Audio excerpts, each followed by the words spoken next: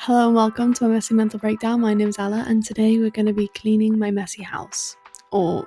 Just cleaning my messy downstairs because this video would be an hour long if we were cleaning my entire house.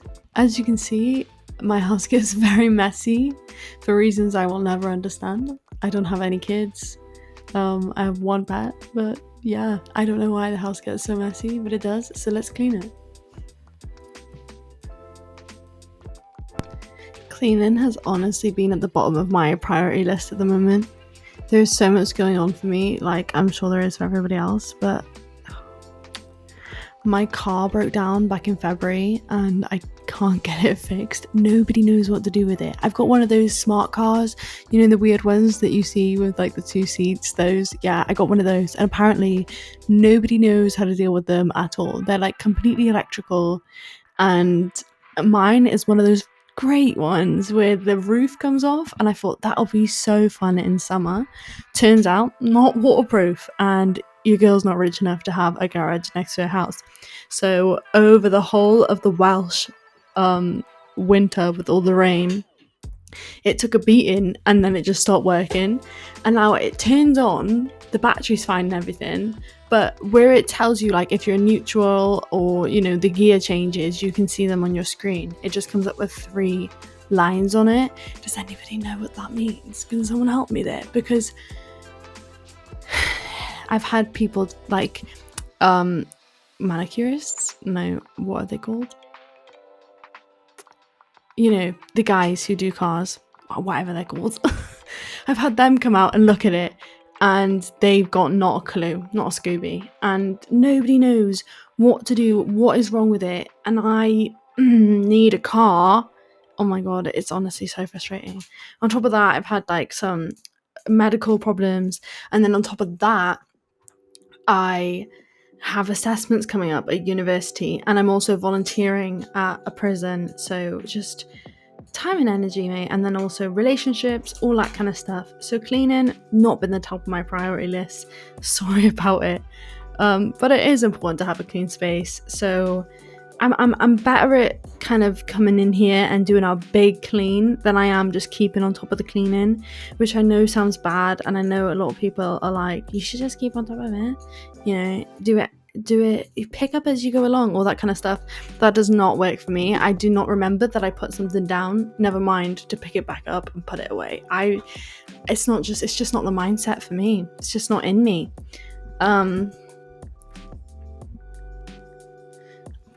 I do have OCD, and I went through a phase. I remember growing up, and like I said, I'm not very good at picking up and putting away as I go along.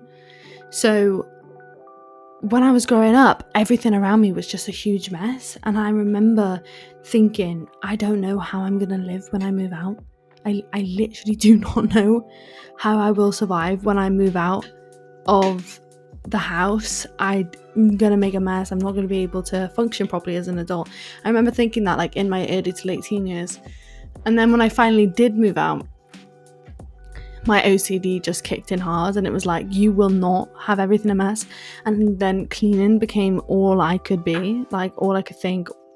It literally got so bad that like my boyfriend couldn't take his charger out to charge his phone because I viewed the charger being plugged into the wall as a mess. I was like, yeah, well, you can charge your phone overnight, then put it away, take it out the plug socket and put it away.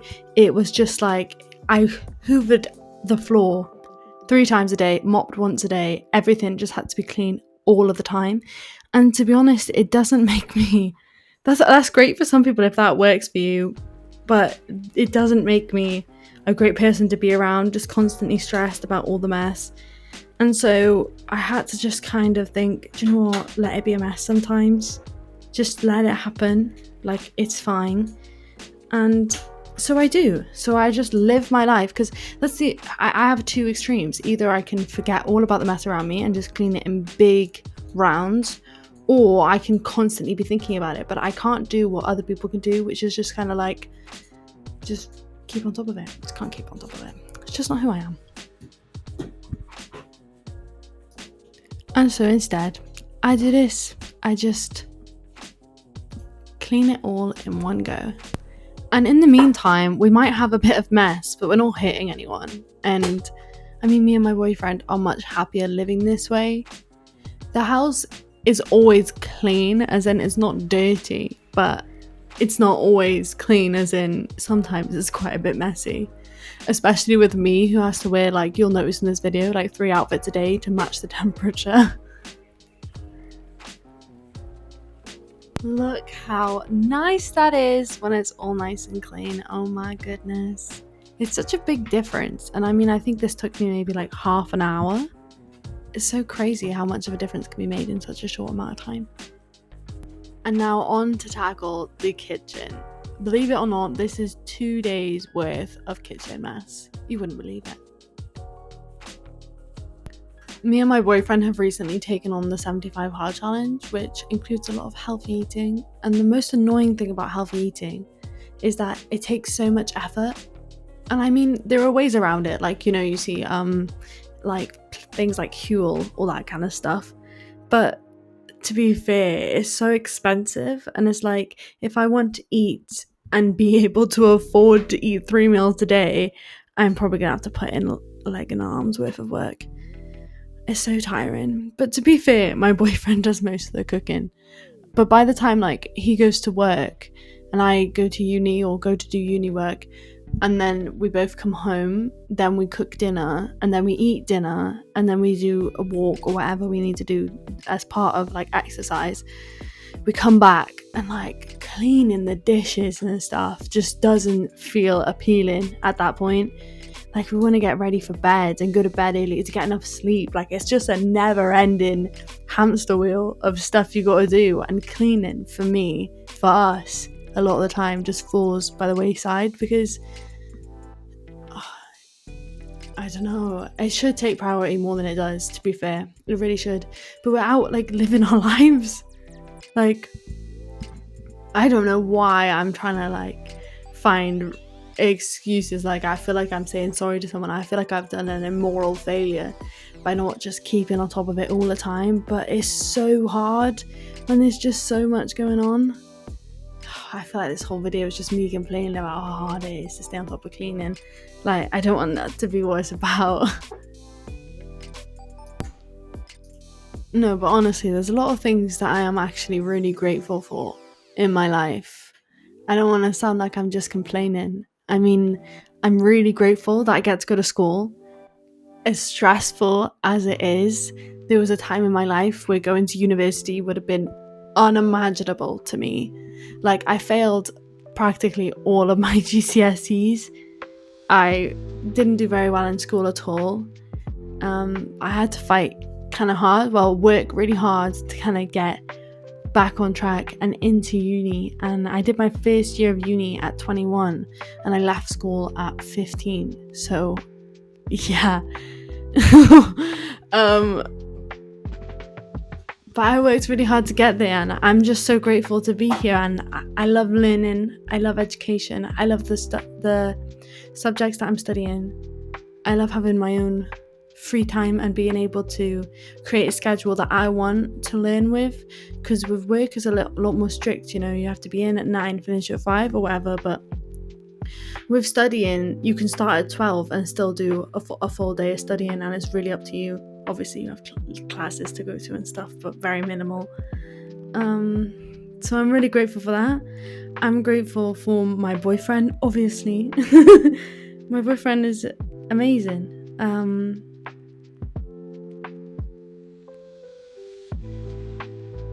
He's really kind and supportive, and just he trusts me with everything. You know, like, a lot of people say that trust is what makes a relationship, but that really is true. Like, I feel like he knows me, he believes me, I believe him, and there's a lot of trust there, and a lot of support, and it's just a best friend. That is my boyfriend, and that sounds so cheesy and stupid, and I always sound cheesy when I talk about my boyfriend, and it makes me sick to my stomach to listen back to, but it is absolutely so true. He's just amazing. I'm really grateful for going on walks at the moment. It is mid-April and the birds are chirping and the grass is growing and it's so beautiful. I have been going on walks a lot for, a good few months. So when I was going on walks before, it was more of a hassle because it was freezing cold outside. I just kind of had to force myself to do it. It was windy, it was raining, it wasn't amazing. And, I got through it, but now I can really appreciate a walk because of all of the, all the animals that are out, and it's so beautiful, and it's free, and it's something we can all do, and you just get out and you walk around, and honestly, it changes your whole outlook on life. Sounds so dramatic, but if you go on consistent walks, like, it's just, I don't know, it's just amazing.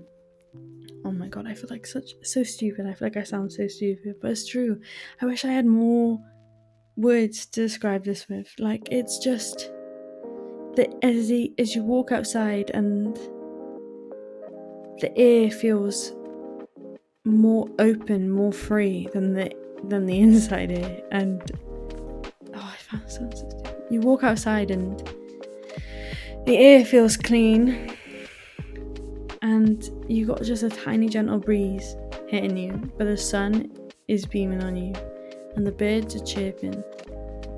And as you get into the end of the walk, the sun starts to go down. And as you get to the end of the walk, the sun starts to go down, and everything goes a bit orange. Like, there's nothing like a walk. And I've been doing the 75 hard challenge. As part of that is reading. So I've been going on the walk and then sitting down at the sunset and reading and then walking back. Sounds so lame. It's not though. Something else I will forever be grateful for is my parents. Like, no matter what it is that's going on that's kind of bringing me stress or like bringing me down, like I said earlier, I've had my car's broken down and I've had like some health problems, and like I was in the hospital the other day and my boyfriend had to work, and I was literally just like sat there in the hospital, just like completely on my own, and having to have these like tests done and stuff, and I was just so nervous. And my dad called me and he was like, "What are you doing?" And I was like, "I'm in the hospital on my own." And he literally just took a half day off work and just came to me like straight off the bat. I told him, don't come here, you have to work. And I said the same to my boyfriend, like, but my dad, he just drove over, and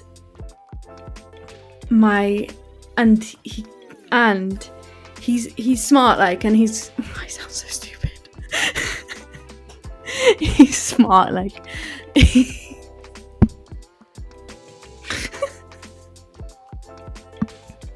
No, he's really. Oh my god.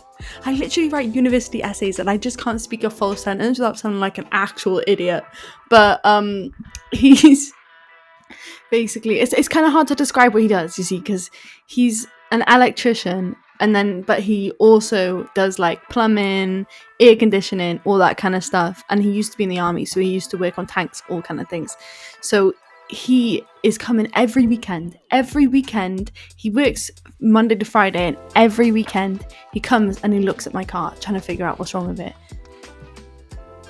Honestly, I can't tell you, what is that luck? How could I'm just so grateful, and my mum is the same, but my mum lives further away from me, so I don't have many recent examples. But as much as my dad will show up for me and he will do for me, and my mum will sit and she will listen to me cry about the same stuff over and over and over again, and she will give me different advice every time, or sometimes the same advice, but she is always there, she's always listening, she's always giving advice. My mum is honestly amazing. And honestly, when you reflect on the people that you have in your life and all of the stuff that you have in your life, you just realize, like, you got it so good, even when things aren't going in your way, because no matter who you are or what life you live in, you're always going to have things that don't go your way. You're always going to have things that are going wrong for you. But when you take a look around you and you've just got amazing people beside you who are willing to help in any way they can to get your life back to where you want it to be, that is when you really looked out. Honestly, it is.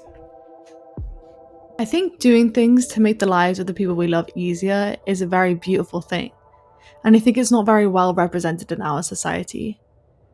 We very much have a kind of this for that kind of mentality, you know? Especially for those that live in the home with us. Like, I'll clean the bathroom if you take out the bins kind of thing. I really kind of resent that kind of mentality. Like, if my boyfriend has had a long week at work, I'm gonna tell him to just play some games and eat some snacks for a few hours while I take care of the house. Because it allows him to recharge, to let go of a lot of stress, and that actually works out better for me too. Because then on the other side of it, I'm met with the chill, happy version of him, rather than telling him he has to put in his 50%, bringing out the worst version of him because he's exhausted and probably snappy, and then the worst version of me because I want to get the house clean, so I'm micromanaging him. And then if I'm comparing, I'm like, well, I'm putting in my 50% effort on this bathroom when you've done a terrible job at taking out the bins, and then we're fighting. And it's just like, actually, sometimes people just need some time to relax. And if you're not in that space, do something to make their life easier because you love them. But of course, that kind of thing only works if the other person is willing to go out of their way to do the same thing for you if you need it. If you are exhausted and you're still begging somebody to pull their weight, that isn't what I'm talking about. And I'm definitely, you should be advocating for yourself, for that person to be there for you, or even for them to maybe not even be in your life, maybe. Yeah, that's not what I'm talking about. I'm not saying just like lay down and take it if somebody is kind of taking advantage of you. I'm just saying we don't need to be kind of, I'll do this if you do that. We can just do for people when we can see that they need it, because that is the best way to get through the fucking hardship that is this life. And finally, we have a clean kitchen. This one took the longest. This took like hours to do. But look at it, it's nice and clean for now. And we're off to the living room. This is my favourite room because no matter how messy it kind of looks to start with, it really does not take long to clean. It's so satisfying. This is usually where I start, but I was starting with the hard stuff today.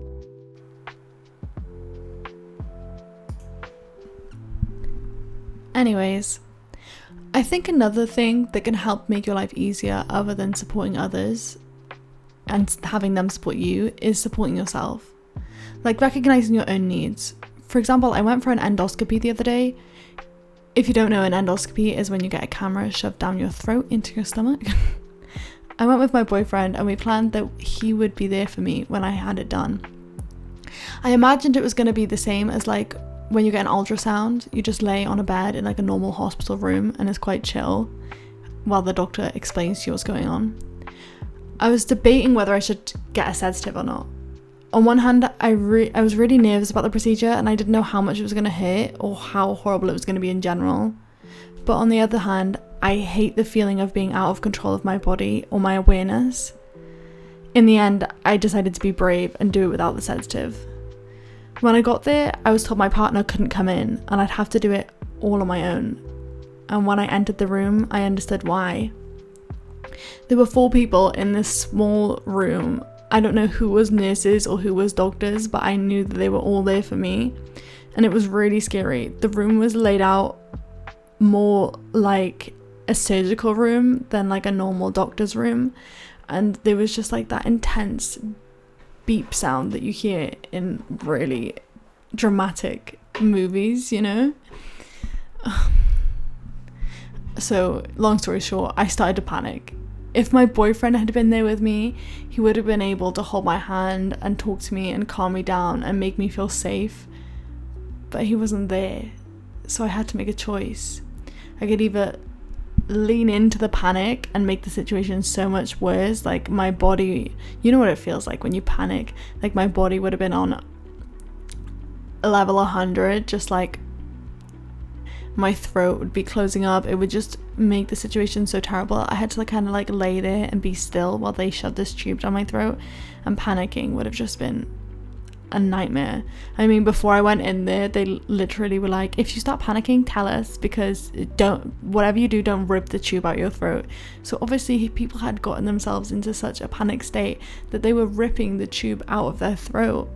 I knew whether I panicked or not, I would have to go through the procedure. So I decided to actually try and calm myself down in the situation.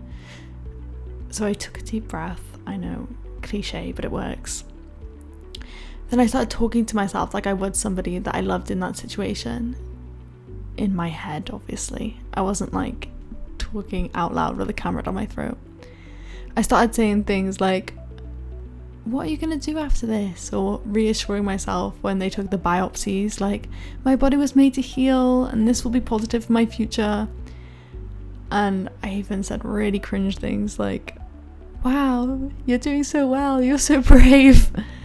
I know it was really a cringe thing to say to yourself, but the positive reinforcement worked. I was able to just lay there and be relaxed while I had a literal guard hold my mouth open while somebody was like fishing inside my stomach for tissue. It was an intense situation, but I was able to I was almost in a sleep state. I didn't need the sedative. I was so calm. And I ended up leaving the situation. Instead of feeling like nervous and almost violated, I actually felt really proud of myself. And it reshaped the way that I see myself in stress situations, the way that I viewed what I can do alone and what I can't. It was really positive, and I feel like I really learned a lot from it.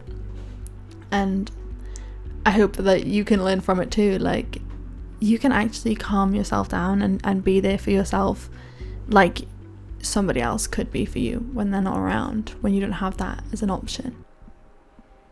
And how cozy does my living room look when it is night and it's all clean with all the little lights on? I love it. My boyfriend broke one of those candles, so we only have 2 at the moment, but we are about to get another pack and it's just gonna be so cozy and nice. And look how cute my dog is. You can barely see her little eyes. So cute. I love it. I love cozy evenings in like this with a nice clean house.